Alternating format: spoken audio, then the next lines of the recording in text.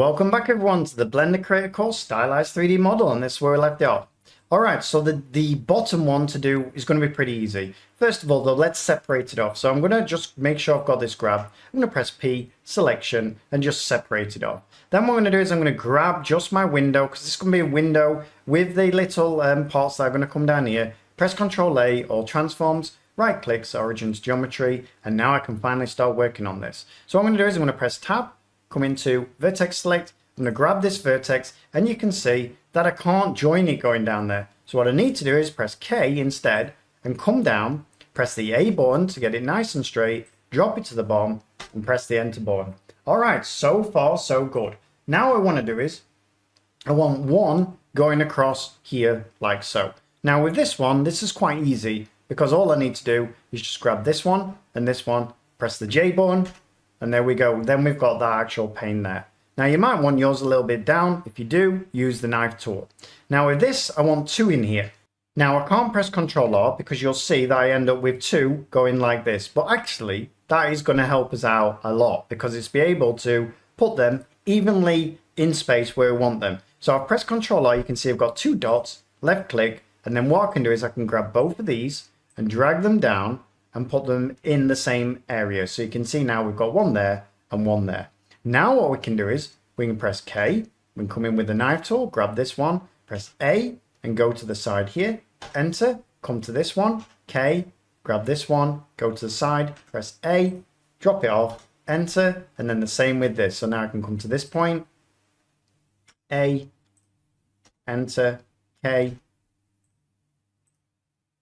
and then, oops, I've made a mess there, as you can see. So escape if you make a mess. So K, A, drop it into place, enter, like so. All right, that's looking pretty nice, except they're probably too far away from each other. So I'm going to grab both of these, S and Z, and bring them closer together, like so, making sure that you have a medium point on.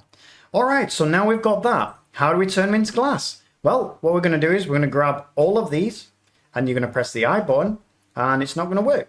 But what you're going to press is I again, and now you'll see you can actually create panes of glass. Now, the one problem you're going to see here is that it's going to actually create another one going around the outside. So there is another way of doing it. What we need to do instead is we're just going to grab all of these that we want to actually create. And instead of doing that, we're going to press Ctrl B.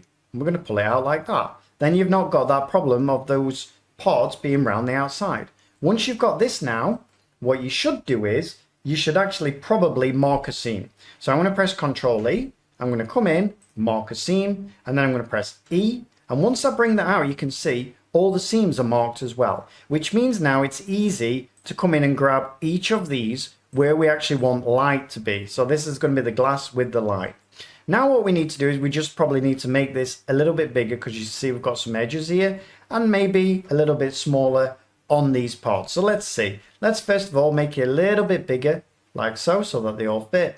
And then let's press S and Y and pull it back a little bit like so. Was that the right one? S, Y, yes it is.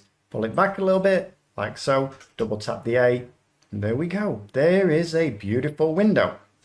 But we've not finished yet. Because now what we can do is we can actually start to bevel everything off and get that real nice look that we're actually looking for. So first of all, let's come to the bottom part and I'll show you what I mean with the actual sharps, especially on pieces like this. So if I press Ctrl A, all transforms, right click origins, geometry, we're going to come in and we're going to add in a modifier, which will be a a generate, and it's going to be under bevel, like so. I'm going to turn the bevel down then to something like 0.1, and you can see here that we do have a problem in that the bevel, even though I've turned it down to 0.1, is not really looking right. That's not where I want. So what I want to do is put 0.003, and there we go. Now it's looking much nicer. Now you can also see that on these edges we've actually kept some nice edges here, which is surprising. I didn't think we would. We'll definitely see that though on some other parts, where this part here for sure. Now what we can do is instead we can come to this part, press Ctrl A, all transforms, right click origins, geometry, shift select this one now, Ctrl L and copy modifiers, and there we go. Now we can see This is the part that I'm talking about where you've lost all that sharpness. We want to retain that. So what I'm going to do is I'm going to press tab, come over, alt shift click, so he's going all the way around here, right click, and what I'm going to do is I'm going to mark in a sharp. And there we go. Now we can see that's looking much, much nicer. Now I also probably want to mark a sharp going all the way around there as well. Right click, mark a sharp.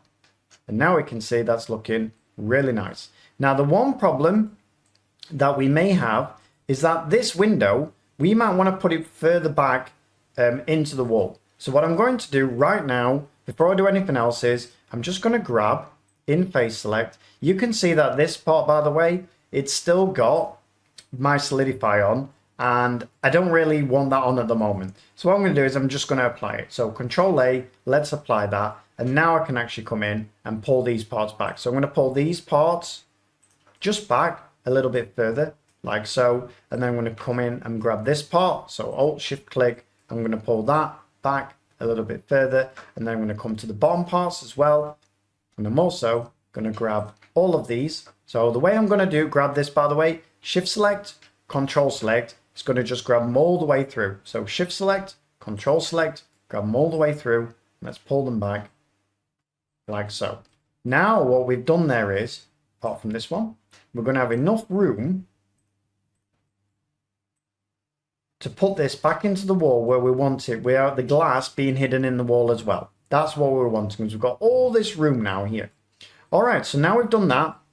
Let's come to these parts and we'll do the same thing again. Bearing in mind, we're going to have to use a sharp on these because, as we saw on this part here, we had to put a sharp in here. So let's do that now. Control A, all transforms, right click Origins Geometry, add in modifier, generate, bevel, and let's put it on 0.003 and have a look what that looks like. Let's also then come in with our sharps now. So Alt Shift click on these two parts, right click, mark a sharp. And there we go.